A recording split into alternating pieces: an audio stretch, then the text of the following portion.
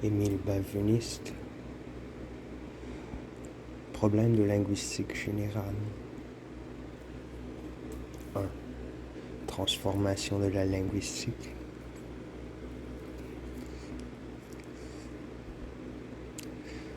Chapitre 1er.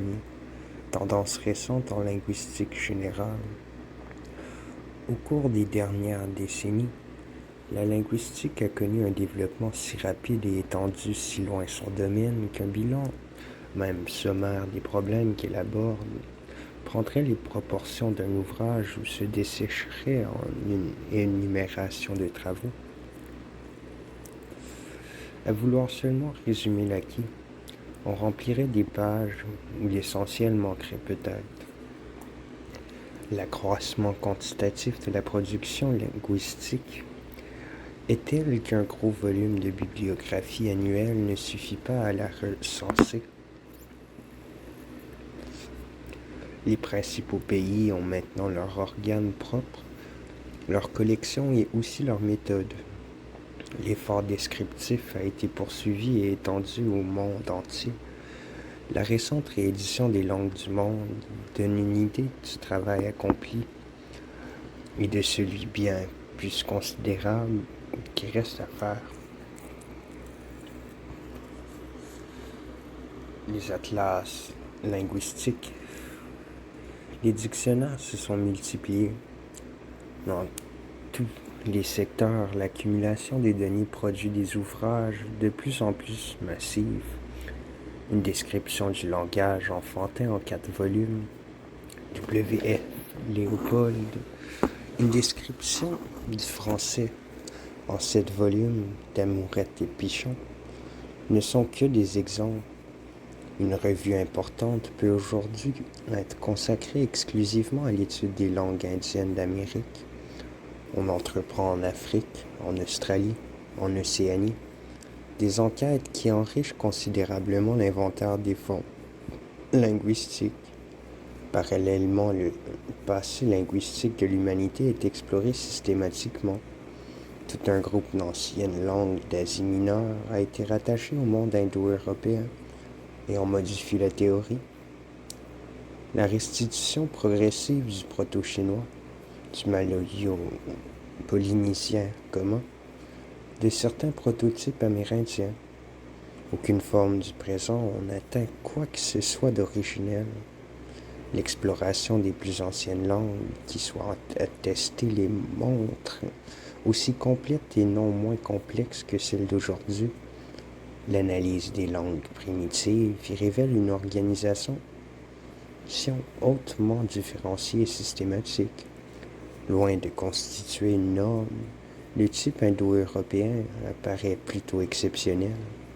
À plus forte raison se détourne-t-on des recherches portant sur une catégorie choisie dans l'ensemble des langues et censée illustrer une même disposition de l'esprit humain. Dépit qu'on a vu la difficulté de décrire le système complet d'une seule langue et combien sont fallacieuses certaines analogies de structures décrites au moyen des mêmes termes.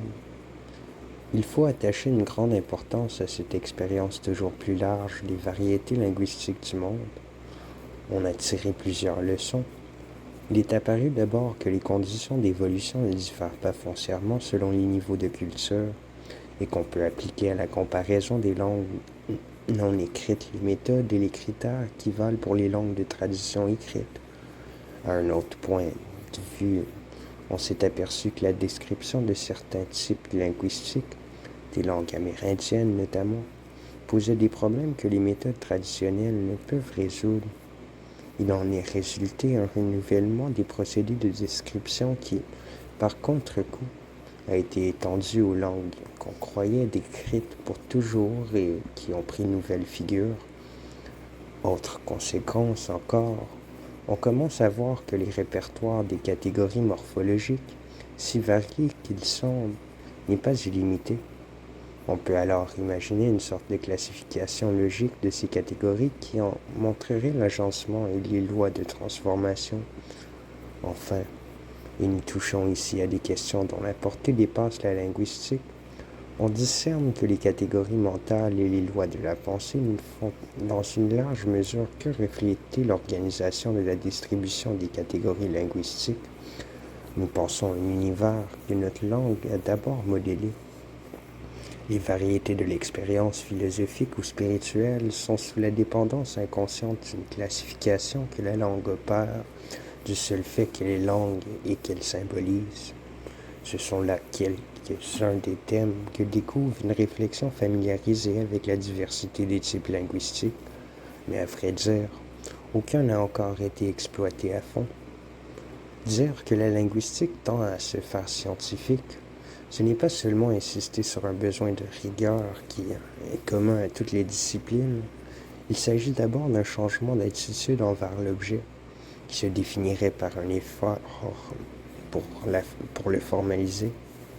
À l'origine de cette tendance, on peut reconnaître une double influence, celle de Saussure en Europe, celle de Bloomfield en Amérique. Les voies de leur influence respectives sont d'ailleurs aussi différentes que les œuvres dont elles procèdent. Il est difficile d'imaginer contraste plus marqué que celui de ces deux ouvrages. Le cours de linguistique générale de Saussure, livre posthume rédigé d'après des notes d'élèves, ensemble aperçus géniaux dont chacun appelle une exégèse et dont certains nourrissent encore la controverse. Projetant la langue sur le plan d'une sémiologie universelle, ouvrant des vues auxquelles la pensée philosophique d'aujourd'hui s'éveille à peine, le langage de Bloomfield 1933, devenu le vade-mecum des linguistes américains, textbook complètement achevé et mûri, remarquable autant par son parti pris de dénuement philosophique que par sa rigueur technique. Néanmoins, Bloomfield, quoiqu'il ne se réfère pas à Saussure, aurait certainement souscrit au principe saussurien que la linguistique a pour unique et véritable objet la langue envisagée en elle-même et pour elle-même. Ce principe explique les tendances que montre partout la linguistique, s'il ne rend pas encore compte des raisons pour lesquelles elle se veut autonome et des fins qu'elle poursuit par là. À travers les différences d'école, chez ceux des linguistes qui essaient de systématiser leur démarche, les mêmes préoccupations apparaissent qui peuvent se formaliser en trois questions fondamentales. Quelle est la tâche du linguiste? À quoi accède-t-il? Que décrira-t-il sous le nom de langue? C'est l'objet même de la linguistique qui est mis en question. 2. Comment décrira-t-on cet objet? Il faut forger des instruments qui permettent d'appréhender l'ensemble des traits d'une langue dans l'ensemble des langues manifestées et de les décrire en termes identiques. Quel sera alors le principe de ces procédés et de ces définitions? Cela montre l'importance que prend la technique linguistique. 3. Au sentiment naïf du parlant comme pour le linguiste, le langage a pour fonction de dire quelque chose. Qu'est exactement ce quelque chose en vue de quoi le langage est articulé et comment le délimiter par rapport au langage lui-même? Le problème de la signification est posé.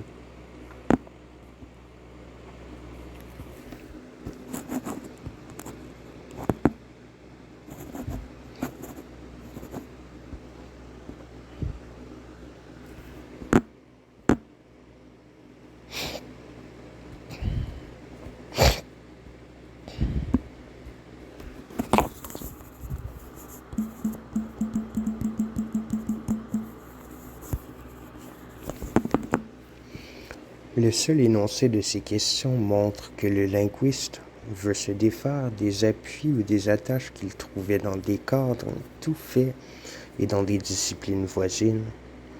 Il repousse toute vue a priori de la langue pour construire ses notions directement sur l'objet. Cette attitude doit mettre fin à la dépendance, consciente ou non, où la linguistique se trouvait vis-à-vis de l'histoire d'une part, d'une certaine psychologie de l'autre.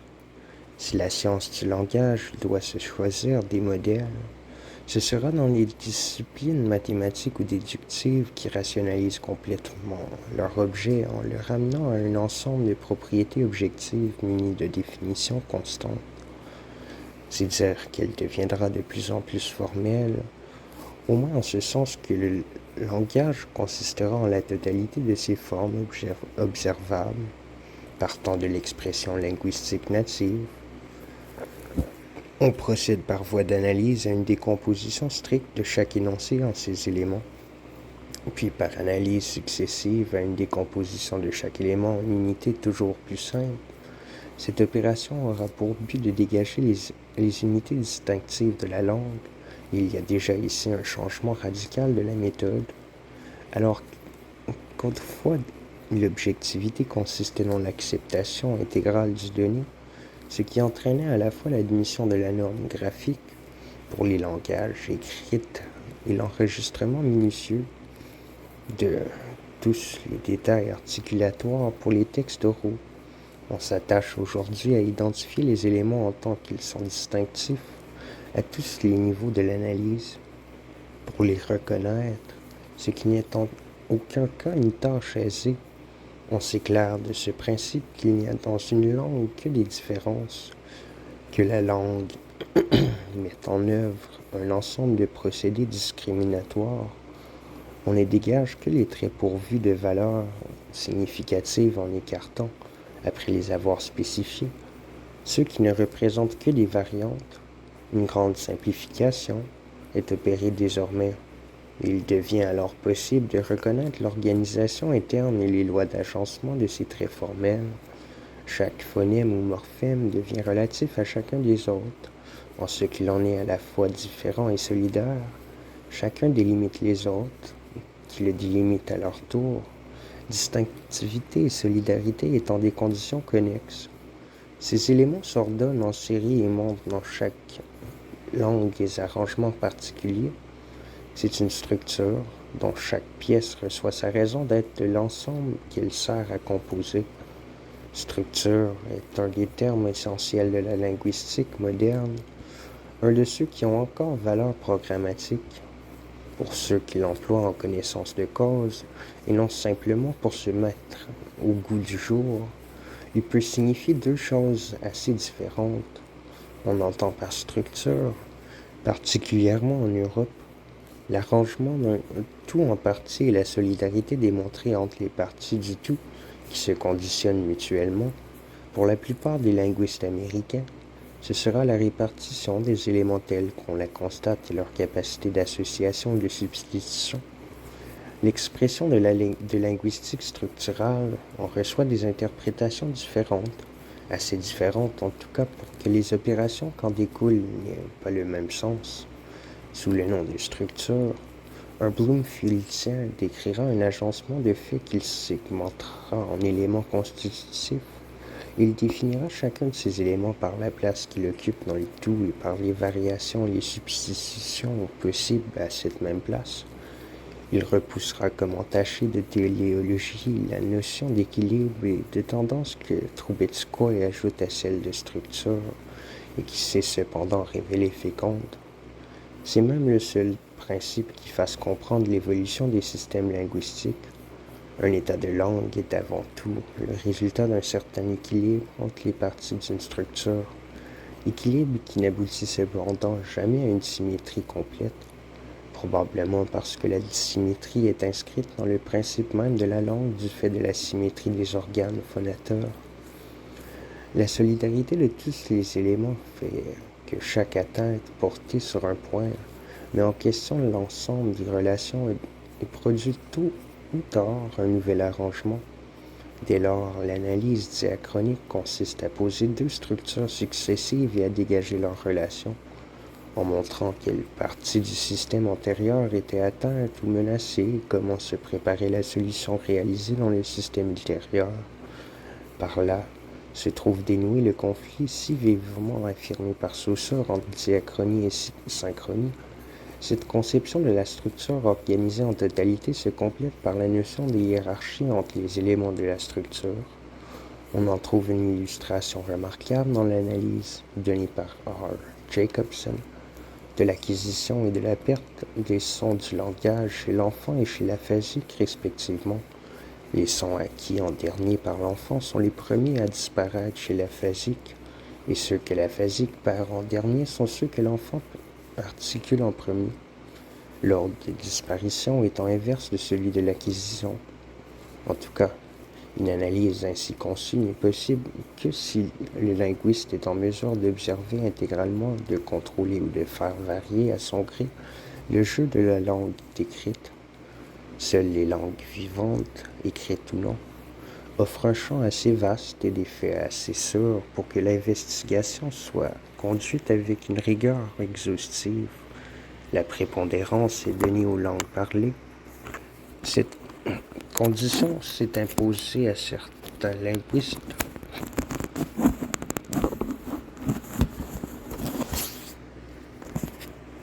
pour des raisons empiriques, pour d'autres en Amérique.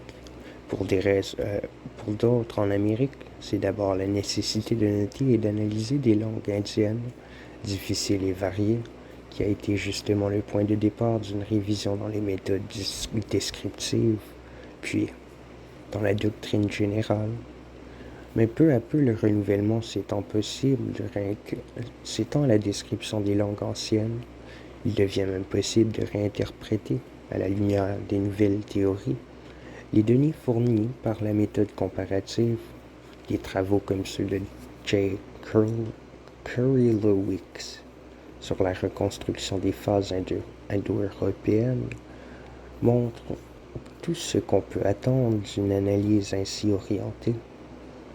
Un maître de la linguistique historique, J. Vandrias, plaide aussi pour une linguistique statique qui serait un inventaire comparatif des ressources que les diverses langues offrent aux mêmes besoins d'expression.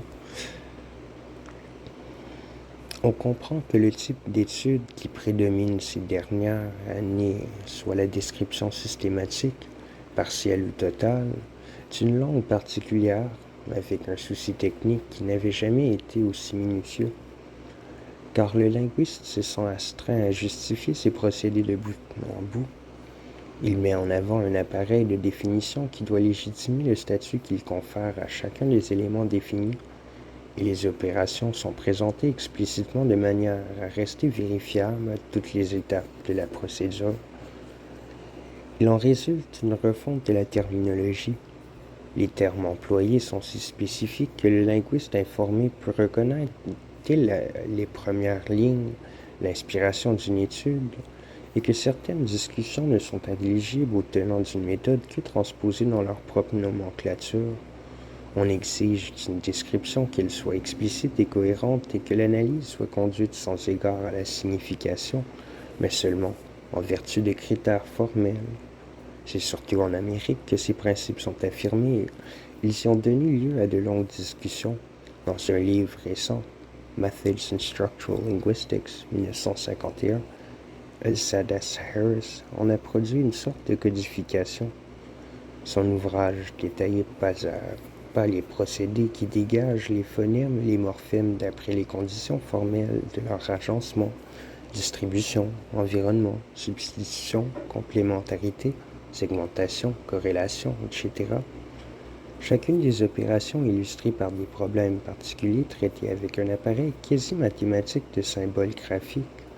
Il paraît difficile d'aller plus loin dans cette voie. Parvient-on au moins à établir une méthode unique et constante?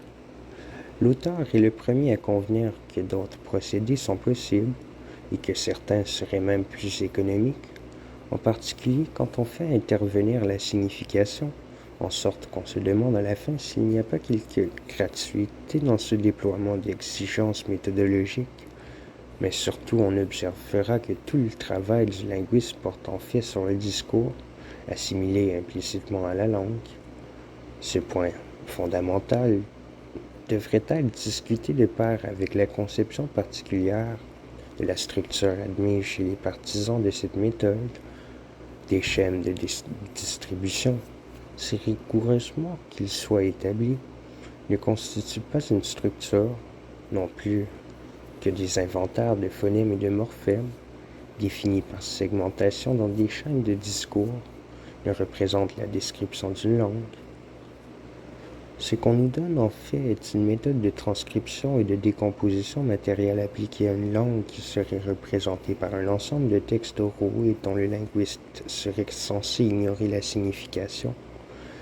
Soulignons bien cette caractéristique qui, plus encore que la technicité particulière des opérations, est propre à la méthode. Il y est admis par principe que l'analyse linguistique, pour être scientifique, doit s'abstraire de la signification et s'attacher uniquement à la définition et à la distribution des éléments. Les conditions de rigueur imposées à la procédure exigent qu'on élimine cet élément insaisissable subjectif, inclassable, qu'est la signification ou le sens. Tout ce qu'on pourra faire sera de s'assurer que tel énoncé convient à telle situation objective et si la récurrence de la situation provoque le même énoncé, on les mettra en corrélation. Le rapport entre la forme et le sens est donc ramené au rapport entre l'expression linguistique et la situation, dans les termes de la doctrine behavioriste, et l'expression pourra y être à la fois réponse et stimulus. La signification se ramène pratiquement à un certain conditionnement linguistique. Quant au rapport entre l'expression et le monde, c'est un problème qu'on abandonne aux spécialistes de l'univers physique. Le sens, meaning, d'une forme linguistique, dit Bloomfield, se définit comme la situation dans laquelle le parlant l'énonce et la réponse qu'elle évoque chez l'auditeur, langage, page 139. Et Harris insiste sur la difficulté d'analyser les situations. Il n'y a présentement aucune méthode pour mesurer les situations sociales et pour identifier uniquement les situations sociales comme composées de parties constituantes, de telle manière que nous puissions diviser l'énoncé linguistique survenant dans cette situation sociale ou y correspondant en segments qui correspondront aux parties constituantes de la situation. D'une manière générale, nous ne pouvons présentement nous fier à quelques subdivisions naturelles ou scientifiquement contrôlables du champ sémantique de la culture locale, parce qu'il n'existe pas en ce moment de technique pour une telle analyse complète de la culture en éléments discrets. Au contraire, c'est le langage qui est une de nos sources principales de connaissances sur la culture ou sur le monde de la signification d'un peuple et sur les distinctions ou divisions qui y sont pratiquées. Citation, page 188. Il est à craindre que, si cette méthode doit se généraliser, la linguistique ne puisse jamais rejoindre aucune des autres sciences de l'homme ni de la culture. La segmentation de l'énoncé en éléments discrets ne conduit pas plus à une analyse de la langue que la segmentation de l'univers physique ne mène à une théorie du monde physique. Cette manière de formaliser les parties de l'énoncé risque d'aboutir à une nouvelle atomisation de la langue, car la langue empirique est le résultat d'un procès de symbolisation à plusieurs niveaux, dont l'analyse n'est même pas encore tentée. Le donné linguistique n'est pas, sous cette considération, une donnée première dont il n'y aurait plus qu'à dissocier les parties constitutives. C'est déjà un complexe dont les valeurs résultent les unes des propriétés particulières à chaque élément, les autres des conditions de leur agencement, d'autres encore de la situation objective. On peut donc concevoir plusieurs types de descriptions et plusieurs types de formalisation, mais toutes doivent nécessairement supposer que leur objet, la langue, est informé de signification, que c'est par là qu'il est structuré, et que cette condition est essentielle au fonctionnement de la langue parmi les autres systèmes de signes. Il est difficile de concevoir ce que donnerait une segmentation de la culture en éléments discrets. Dans une culture, comme dans une langue, il y a un ensemble de symboles dont il s'agit de définir les relations. Jusqu'ici, la science des cultures reste fortement et délibérément substantielle. Pourra-t-on dégager dans l'appareil de la culture des structures formelles du type de celles que M. Lévi-Strauss a introduites dans les systèmes de parenté? C'est le problème de l'avenir.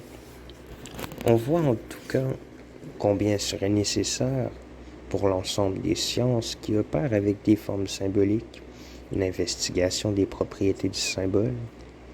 Les recherches amorcées par Peirce n'ont pas été reprises et c'est un grand dommage.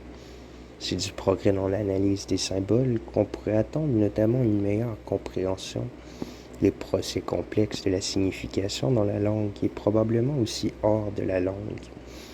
Et puisque ce fonctionnement est inconscient, comme est inconsciente la structure des comportements, psychologues, sociologues et linguistes associeraient utilement leurs efforts dans cette recherche. L'orientation que nous venons de caractériser n'est pas la seule qu'on ait à enregistrer. D'autres conceptions également systématiques se sont affirmées. Dans la psycholinguistique de chez Guillaume, la structure linguistique est posée comme immanente à la langue réalisée et la structure systématique se dévoile à partir des faits d'emploi qui l'explicitent. La théorie que L. Chelmsford, au Danemark, veut promouvoir sous le nom de glossématique est une construction d'un modèle logique de langue et un corps de définition plutôt qu'un instrument d'exploration de l'univers linguistique. L'idée centrale est ici, en gros, celle du signe saussurien, où l'expression et le contenu répondant au signifiant et au signifié saussurien sont posés comme deux plans corrélatifs dont chacun comporte une forme et une substance. L'acheminement se fait ici de la linguistique vers la logique, et à ce propos on aperçoit ce qui pourrait être une convergence entre disciplines qui s'ignorent encore assez largement. Au moment où des linguistes soucieux de rigueur cherchent à emprunter les voies et même l'appareil de la logique symbolique pour leurs opérations formelles, il se trouve que les logiciens deviennent attentifs à la signification linguistique et, à la suite de Russell et de Wittgenstein, s'intéressent toujours plus aux problèmes de la langue. Leurs chemins se croisent plutôt qu'ils ne se rencontrent, et les logiciens préoccupés du langage ne trouvent pas toujours à qui parler. À vrai dire, ceux des linguistes qui voudraient assurer à l'étude du langage un statut scientifique se tournent de préférence vers les mathématiques. Ils recherchent des procédés de transcription plutôt qu'une méthode axiomatique. Ils cèdent un peu facilement à l'attrait de certaines techniques récentes, comme la théorie cybernétique ou celle de l'information. Une tâche plus fructueuse serait de réfléchir aux moyens d'appliquer en linguistique certaines des opérations de la logique symbolique. Les logiciens scrutent les conditions de vérité auxquelles doivent satisfaire les énoncés où la science prend corps. Ils recusent le langage ordinaire comme équivoque, incertain et flottant, et veut se forger une langue entièrement symbolique. Mais l'objet du linguiste est précisément ce langage ordinaire. L'objet du linguiste est précisément ce langage ordinaire qu'il prend comme donné et dont il explore la structure entière. Il aurait intérêt à utiliser tentativement dans l'analyse des classes linguistiques de tous ordres qui déterminent les instruments élaborés par la logique des ensembles pour voir si entre ces classes on peut poser des relations telles qu'elles soient justiciables de la symbolisation logique. On aurait alors au moins quelque idée du type de logique qui sous-tend l'organisation d'une langue.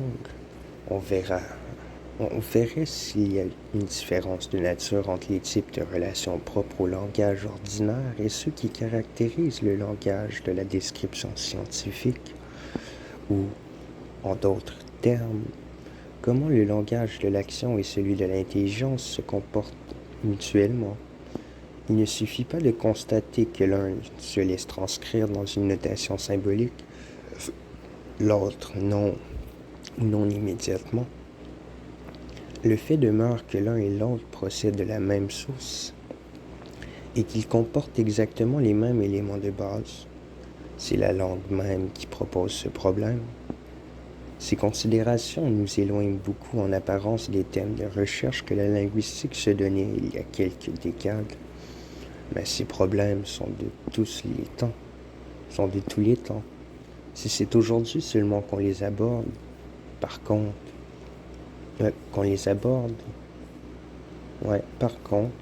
dans les liaisons que les linguistes recherchaient alors avec d'autres domaines, nous trouvons aujourd'hui des difficultés qu'ils ne soupçonnaient guère.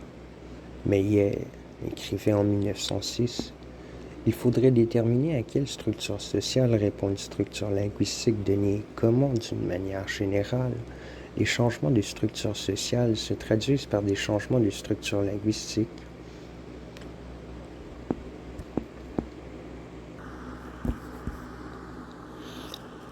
En dépit de quelques tentatives, Sommerfeld, ce programme n'a pas été rempli, car, à mesure même qu'on essayait de comparer systématiquement la langue et la société, les discordances apparaissent. On a appris que la correspondance de l'une à l'autre était constamment troublée par le fait majeur de la diffusion, aussi bien dans la langue que dans la structure sociale, de sorte que des sociétés de même culture peuvent avoir des langues hétérogènes, comme des langues très voisines peuvent servir à l'expression de cultures entièrement dissemblables. En poussant plus loin la réflexion, on a rencontré les problèmes inhérents à l'analyse de langue d'une part, de la culture de l'autre, et ceux de la signification qui leur sont communs. Bref, ceux-là même qui ont été évoqués ci-dessus, cela ne veut pas dire que le plan d'étude indiqué par Meillet soit réalisable. Le problème sera bien plutôt de découvrir la base commune à la langue et à la société, les principes qui commandent ces deux structures en définissant d'abord les unités qui, dans l'une et dans l'autre, se prêteraient à être comparées et d'en faire ressortir l'interdépendance. Il y a naturellement des manières plus faciles d'aborder la question, mais qui en réalité la transforment. Par exemple, l'étude de l'empreinte culturelle dans la langue. En pratique, on se borne au lexique. Ce n'est plus alors de la langue qu'il s'agit, mais de la composition de son vocabulaire. C'est d'ailleurs là une matière très riche et, malgré l'apparence assez peu exploitée, on dispose maintenant de répertoires amples qui alimenteront de nombreux travaux, notamment le dictionnaire comparatif de Jake Pokorny ou celui des notions par C.D. Buck sur le domaine indo-européen. L'étude des variations dans les significations historiques est un autre domaine aussi prometteur. D'importants ouvrages ont été consacrés à la sémantique du vocabulaire dans ses aspects théoriques aussi bien que sociaux ou historiques. Stern, Ullmann, la difficulté de dégager d'une masse croissante de faits empiriques les constantes qui permettraient de construire une théorie de la signification lexicale. Ces faits semblent porter un défi constant à toute prévisibilité. À un autre point de vue, l'action des croyances sur l'expression soulève de nombreuses questions dont certaines ont été étudiées. L'importance du tabou linguistique, Meillet, Hafiz, les modifications des formes linguistiques pour signaler l'attitude du parlant envers les choses dont il parle, Sapir, la hiérarchie cérémonielle des expressions, met en lumière l'action complexe des comportements sociaux et des conditionnements psychologiques dans l'usage de la langue. On touche par là au problème du style, en toutes ses acceptions. Au cours de ces dernières années, des études de tendance très différentes, mais également notables, Bailey, Creusot, Marouzeau, Spitzer, Vossler, ont porté sur les procédés du style. Dans la mesure où une recherche de cet ordre met en jeu, consciemment ou non, des critères à la fois esthétiques, linguistiques et psychologiques, elle engage à la fois la structure de la langue, son pouvoir de stimulation et les réactions qu'elle provoque. Si les critères sont encore trop souvent impressifs Du moins, s'efforce-t-on de préciser la méthode applicable à ces contenus affectifs, à l'intention qui les suscite aussi bien que la langue qui en fournit l'instrument. On s'y achemine par des études sur l'ordre des mots, sur la qualité des sons, sur les rythmes et la prosodie comme sur les ressources lexicales et grammaticales de la langue. Ici aussi, la psychologie est largement mise à contribution, non seulement à cause des valeurs de sentiments qui sont constamment impliquées dans l'analyse, mais aussi pour les techniques destinées à les objectiver, tests d'évocation, recherches sur l'audition colorée, sur les thèmes vocaux, etc. Tout un symbolisme que lentement on apprend à déchiffrer. Ainsi, on constate de toutes parts un effort pour soumettre la linguistique à des méthodes rigoureuses, pour en bannir à peu près les constructions subjectives, l'apriorisme philosophique. Les études linguistiques se font toujours plus difficiles, du fait même de ces exigences, et parce que les linguistes découvrent que la langue est un complexe de propriétés spécifiques à décrire par des méthodes qu'il faut forger. Si particulières sont les conditions propres au langage qu'on peut poser en fait qu'il y a non pas une mais plusieurs structures de la langue, dont chacune donnerait lieu à une linguistique complète. D'en prendre conscience aidera peut-être à voir clair dans les conflits actuels. Le langage a d'abord ceci d'éminemment distinctif qu'il s'établit toujours sur deux plans, signifiant et signifié. La seule étude de cette propriété constitutive du langage et des relations de régularité ou de disharmonie qu'elle entraîne, des tensions et des transformations qui en résultent en toute langue particulière pourraient servir de fondement à une linguistique. Mais le langage est aussi fait humain. Il est, dans l'homme, le lieu d'interaction de la vie mentale et de la vie culturelle et en même temps l'instrument de cette interaction. Une autre linguistique pourrait s'établir sur les termes de ce trinôme, langue, culture, personnalité. Le langage peut aussi être considéré comme tenant entièrement dans un corps d'émissions sonores articulées qui constitueront la matière d'une étude strictement objective. La langue sera donc l'objet d'une description exhaustive qui procédera par segmentation des données observables. On peut au contraire tenir ce langage réalisé en énonciation enregistrable pour la manifestation contingente d'une infrastructure cachée. C'est alors la recherche et la mise au jour de ce mécanisme intense qui seront l'objet de la linguistique.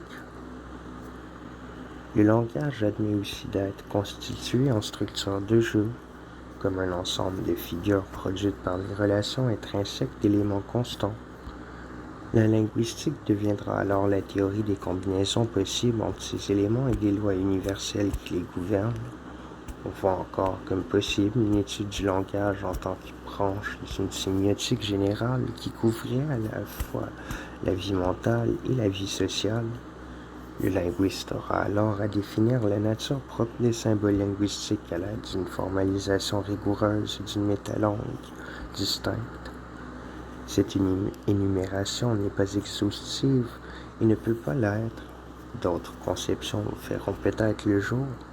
Nous voulons seulement montrer que derrière les discussions et les affirmations de principes dont on vient de donner un aperçu, il y a souvent, sans tous les linguistes le voient clairement, une option préalable qui détermine la position de l'objet et la nature de la méthode. Il est probable que ces diverses théories coexisteront, bien qu'à un point ou à un autre de leur développement, ils doivent nécessairement se rencontrer, jusqu'au moment où le statut de la linguistique comme science s'imposera, non pas science des faits empiriques, mais science des relations et des déductions, retrouvant l'unité du plan dans l'infinie diversité des phénomènes linguistiques.